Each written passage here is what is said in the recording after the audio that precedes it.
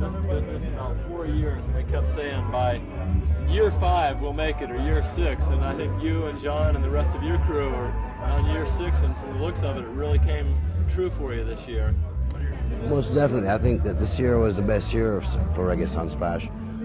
I think we've had the largest turnout. The crowds we saw at the facility over the past 4 nights have been the largest crowds ever to attend any concert or any kind of happening here in this country.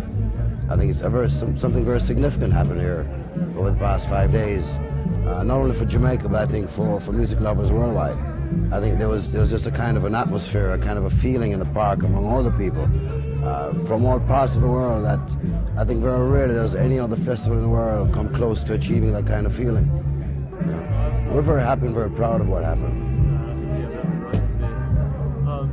Do you have any kind of attendance figures? How many people really were there? You know? I don't, but I would say last night the crowd was all the way at the back of the facility. I would say it was well over 30,000, maybe approaching 40,000 people were there Saturday night. A 3-day accumulation, I would say 80, 90,000. 150,000. I would say so, about 150,000 over 4 days. Did you think that when 1978 was when you started? Did you think it would come around, or were there dark days when you thought we'll never see that kind of action? I guess when we started in '78, we were naive enough to think that we could have done it in '78. So we got a very serious slap in the face. We rethought our objectives and just went back into it very seriously, and we knew then that would take us 4 to 5 years to get the festival established, to get the foundations established. I think we've achieved that now, and I think Sunsplash 7 will be even better than 6. I think we've learned so much. We're in a far better facility. The bugs we had this year really had to do with scheduling of acts. The show last night was really long. I think we went on for some 18 to 20 hours on Saturday night. I think that's really a bit too much. I think we'll streamline some more. We've been on discussions with the government here in Jamaica with respect to maybe expanding the festival over 2 consecutive weekends and having an Ocherias venue and a Montego Bay venue. So we're examining all of those possibilities, and within the next 30 days we'll make an announcement. As to where the next Sunsplash is going to be, yes. How will that lead into the world tour of the best of Sunsplash? Tell us about your plans for that. We have plans in September to do a series of concerts in England, in London actually. 2 major outdoor concerts, a 2-night festival in London. We have plans to go on a 30 to 51 city tour of the United States. Actually, it's presently planned to be 51 cities, but I'm not too sure that we can achieve that given the time that we anticipate starting and when we think it's going to get too cold ready to be touring in the United States. And that should happen, sometime up to early December. In the spring of next year, we have some Sunsplash nights on European festivals. The festivals there's a festival in Austria, there's one in Italy, another in France, and one in Germany. We've been invited to participate in, and we're looking towards expanding that into a full-fledged tour of Europe, touring festivals in Europe. And then all of that will be predicated and directed towards bringing people home for Sunsplash next year. So it's part of a master plan, so to speak. Tony, on camera, can we be the video touring crew for that tour? But of course, second time. Yeah, really, sure. So I guess you're glad that you didn't listen to the people who told you were crazy in '78 and '79 when it was a bigger job than you ever thought it could be. Yes, and I think that it's again a kind of a blindness, a blindness of faith. We always felt that reggae music was that strong, that we could achieve what it is we witnessed here over the past 5 days, that we could bring people from diverse parts of the earth to this small island here in the Caribbean and demonstrate to the world that we had a music here that could really truly unite people. And I think that's the essence and the force, the positive force behind reggae music. It is a unifying force, unlike many other music forms. Did you know when you started it that you would ultimately have reggae bands from Germany and Chicago and Ethiopia? Did you ever even see that? I don't think I ever really saw that. In '78, reggae there weren't many bands aside from Jamaican bands who were playing reggae. So to be quite honest, I didn't foresee that. But I think it's part of the evolution of the music. And I think what we attempt to do at Sunsplash is to really show the stages and the evolution of the music. Not only historical development of it, but its direction, its future directions. Who was a Jamaican that mentioned it to me backstage, that the Jamaicans were actually the last to recognize the power of reggae music as a world influence? That's quite true. That's very true. I think our greatest difficulty with the music still is to get it firmly established here in Jamaica.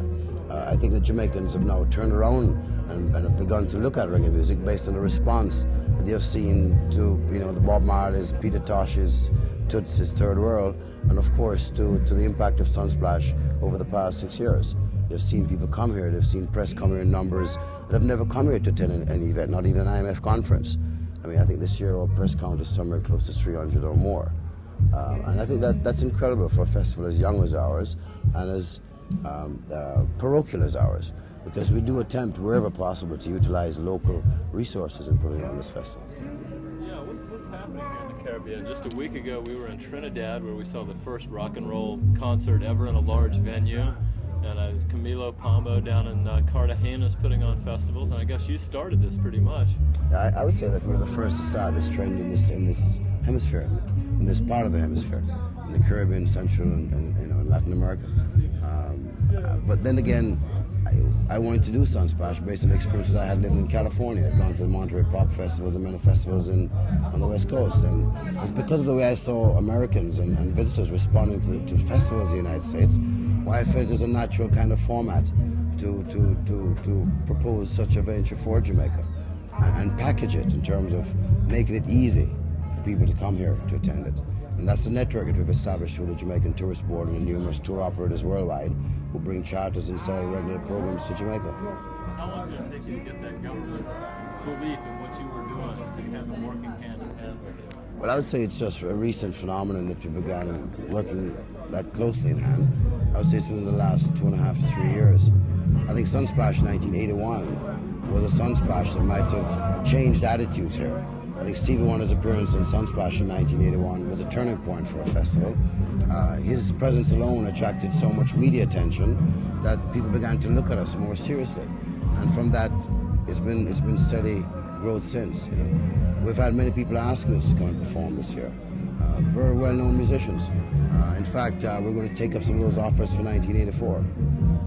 And we're very happy about that. We were very thrilled and privileged that these people would want to come and perform in our festival, just like that, with us making the first entree. So it comes full circle now. It comes full circle. We're finding too that right, we were chasing them, and now they're chasing us.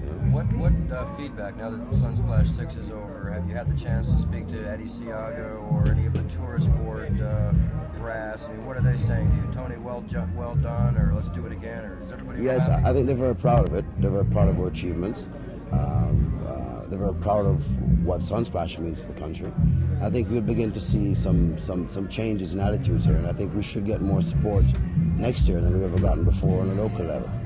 They see it as a significant force in bringing tourists back to Jamaica. Yes, and not only in terms of bringing tourists from a standpoint of goodwill that tourists, a visitor would bring to Ireland in terms of going back and speaking positively about it, but also in terms of absolute hard currency that's brought into the country by these thousands of visitors during the span of time. And even though Sunsplash occurs over a 5-day period, economic and social benefits to the island occur over a 3-week period, because people come here for a week before or the week after. So Jamaica now has a summer tourism, a summer tourist season where they didn't have one before. In fact, the objective of Sunsplash in 1978 was that very same objective, to establish a summer tourism predicated around this festival. So it's working? It is Do you working. have any figures as to how many dollars are brought into the island? Have they done studies either on this year or previous Yes, year? I think the figures we're using now, President, is that Sunsplash has brought in between 15 and 20 million US dollars into the island and generated maybe another 10 to 15 million dollars locally. So there's great economic activity occurring here in Montego Bay, and its environs. It stretches all the way up to, people from Kingston are here, and that's 100 plus miles away. But in terms of visitors, I mean, it's all the way up to Ocherius and all the way back to Negril, so it's quite a spread. Battery, that's just happened. Oh, it's still running. Still running. Oh, okay, I'm sorry. So you were in the middle of a sentence. No, We're at 21 anyway.